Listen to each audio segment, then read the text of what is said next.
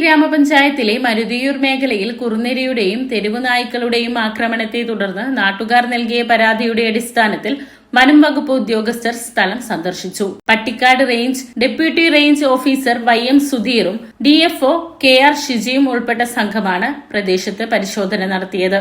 പ്രദേശത്തെ സാഹചര്യം നേരിൽ വിലയിരുത്തിയ ഉദ്യോഗസ്ഥർ കുറുനരി വന്യജീവി സംരക്ഷണ നിയമപ്രകാരം ഷെഡ്യൂൾ 1 വിഭാഗത്തിൽ ഉൾപ്പെട്ട പ്രത്യേക സംരക്ഷണമുള്ള മൃഗമാണെന്നും അതിനാൽ ചീഫ് വൈൽഡ് ലൈഫ് വാർഡന്റെ അനുമതിയും നിർദ്ദേശവും ലഭിച്ചാൽ മാത്രമേ പിടികൂടൽ ഉൾപ്പെടെയുള്ള നടപടികൾ സ്വീകരിക്കാൻ കഴിയുകയുള്ളൂവെന്നും അറിയിച്ചു.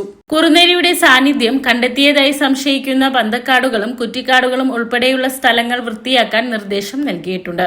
നിലവിൽ സ്വകാര്യ വ്യക്തികളുടെ പറമ്പുകൾ വൃത്തിയാക്കുന്നതിനുള്ള നടപടികൾ തദ്ദേശ സ്വയംഭരണ സ്ഥാപനങ്ങൾ മുഖേനയാണ് നടപ്പാക്കാൻ കഴിയുക എന്നും ഇതു സംബന്ധിച്ച് പഞ്ചായത്തിന് ആവശ്യമായ നിർദ്ദേശം നൽകിയിട്ടുണ്ടെന്നും ഉദ്യോഗസ്ഥർ അറിയിച്ചു.